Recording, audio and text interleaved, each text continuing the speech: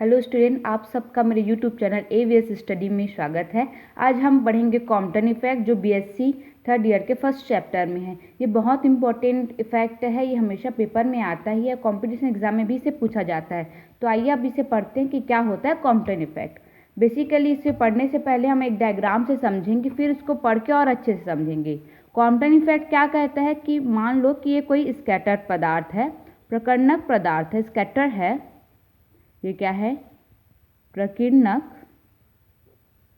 पदार्थ है। यदि मैं इसमें कोई विकिरण आपतित कराती हूँ, अब ऑफ कोर्स है कि इसमें जब कोई पदार्थ में कोई विकिरण आपतित करेंगे तो प्रकीर्णित होगा। मान लेती हूँ ये प्रकीर्णित हो जाता है इस ओर से। अब मैं ये मान लेती हूँ कि आपतित विकिरण की जो तरंग दैर्ध्य है वो लैम्डा है। उसके बाद जो प्रकीर्णित जो विकिरण है उसका तरंग दैर्ध्य लैम्डा डैश है। तो कॉम्पटन इफेक्ट क्या कहते हैं इसको देख लेते हैं। कॉम्पटन इफेक्ट क्या कहता है कि आपतित विकिरण का तरंग दैर्ध्य एवं प्रकीर्णित विकिरण के जो तरंग दैर्ध्य में जो अंतर होता है वो केवल प्रकीर्णन कोण पर निर्भर करता है।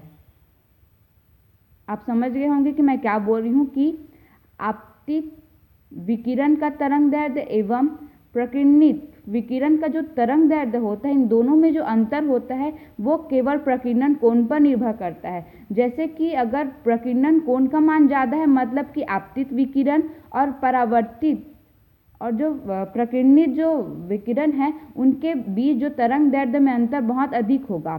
यदि इन दोनों के बीच का प्रकीर्णन कोण का मान कम है तो इन दोनों के तरंग दैर्ध्य में अंतर कम होगा।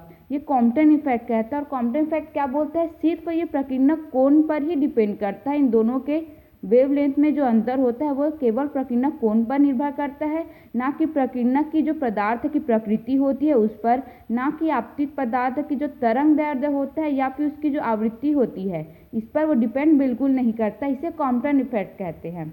अब आइए इसे डायग्राम से समझ गए, अब शब्दों के अनुसार समझते हैं कि क्या बोला जा रहा है।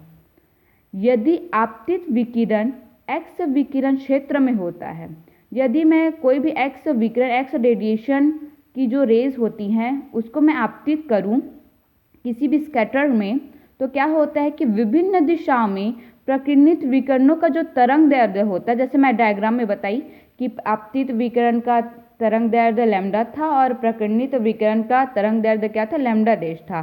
तो इन दोनों में अंतर केवल प्रकीर्णन कोण पर निर्भर करता है। ये वाला जो पॉइंट है यही one of the most important point है कि ये क्या किस पे डिपेंड करता है? प्रकीर्णन कोण पर निर्भर करता है, ना कि क्या प्रकीर्णित करने वाले पदार्थ पर। जैसे मैंने डायग्राम में बताया कि ये प्रकीर्णक पदार्थ पर डिपेंड बिल्कुल नहीं करेगा, यही इसमें लिखा गया है। फिर उसके बाद क्या बोला जा रहा है? और ना कि प्रकीर्णित करने वाले पदार्थ पर और ना ही आपतित विकिरण की तरंग दैर्ध्य पर। जैसा कि मैंने आपको डायग्राम में बताया था कि वो सिर्फ प्रकीर्णक कोण पर ही डिपेंड करेगा, ना कि आपतित होने वाले पदार्थ पर और आपतित विकिरण के तरंग दैर्ध्य पर। इसे ही हम क्या बोलते हैं? कॉम्पटन प्रकीर्णन कहते हैं या फिर कॉम्पटन स्कैटर्न कहते हैं। ठीक, अब उसके बाद जो ये इफेक्ट होता है उसे कॉम्पटन इफेक्ट कहते हैं। अगर आप पेपर में ऐसे लिखेंगे तो आपको अच्छे मार्क्स मिलेंगे डेफिनेटली। अब देखते हैं कि अब प्रकीर्णन होता है, ये जरूरी नहीं है कि अब प्रकीर्णन होता है तो प्रकीर्णन दो प्रकार से हो सकते हैं। कैसे कैसे?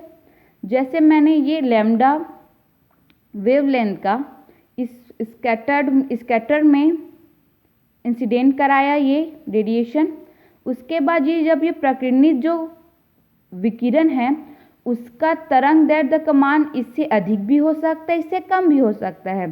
तो जब अधिक होगा तो प्रकीर्णित विकिरण को क्या बोलेंगे, और जब कम होगा तब प्रकीर्णित विकिरण को क्या बोलेंगे, इसको देख लेते हैं। तो आइए देखते हैं कि क्या है।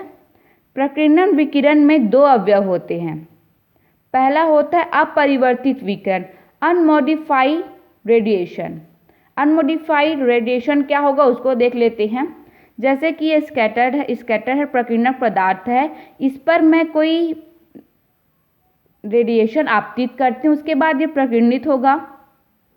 मान लेती हूँ कि आपतित इस विकिरण का तरंग दैर्ध्य लैम्डा है एवं प्रकीर्णित विकिरण का तरंग दैर्ध्य क्या है? लैम्डा डैश है। तो यदि आपतित विकिरण का तरंग दैर्ध्य एवं प्रकीर्णित विकिरण का जो तरंग दैर्ध्य होगा, यदि दोनों समान होंगे तो उसे क्या बोलेंगे? अनमॉडिफाइड रेडिएशन बोलेंगे। तो इस रेडिएशन को हम क्या कॉल करेंगे? Unmodified radiation. तो आइए डेफिनेशन में देख लेते हैं कि क्या बोला जा रहा है। प्रकीर्णित विकिरण की तरंग दैर्ध्य आपतित विकिरण के तरंग दैर्ध्य के समान होता है। जैसे मैं डायग्राम में बताया कि प्रकीर्णित विकिरण का जो तरंग दैर्ध्य है वो आपतित विकिरण के तरंग दैर्ध्य के समान होता है, तो इसे अनमॉडिफाइड रेडिएशन कहते हैं। जैसे कि यहाँ पर आप फॉर्मूला से भी शो कर सकते हैं, उससे और पेपर चेक करने में आसानी होती है और क्लियरिटी मिलती है कि ये बोल क्या रहा है। ठीक, अब देखते हैं कि मॉडिफाइड रेडिएशन। जैसे कि अनमॉडिफाइड रेडिएशन में क्या होता है कि दोनों की वेवलेंथ इक्वल होती है। इसमें क्या होता है कि जिस प्रकीर्णित विकिरण की तरंग दैर्ध्य आपतित विकिरण के तरंग दैर्ध्य से अधिक हो, मतलब कि ये आपतित विकिरण का तरंग दैर्ध्य हो गया, ये प्रकीर्णित विकिरण का तरंग दैर्ध्य हो गया।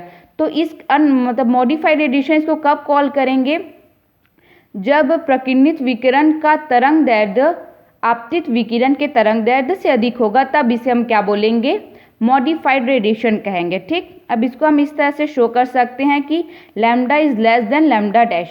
ओके, अब इसमें जो उसमें मतलब अनमॉडिफाइड में रेडिएशन में क्या था कि दोनों इक्वल था, लेकिन मॉडिफाइड रेडिएशन में दोनों के वेवलेंथ में डिफरेंस है। तो क्या बोला जा रहा है कि इस वेवलेंथ में जो डिफरेंस होता है, जो अंतर होता है, उसे ही क्या बोलते हैं? कॉम्पटन शिफ्ट कहते हैं। कभी कभी एग्जाम में ये भी आता है कि कॉम्पटन शिफ्ट किसे कहते हैं?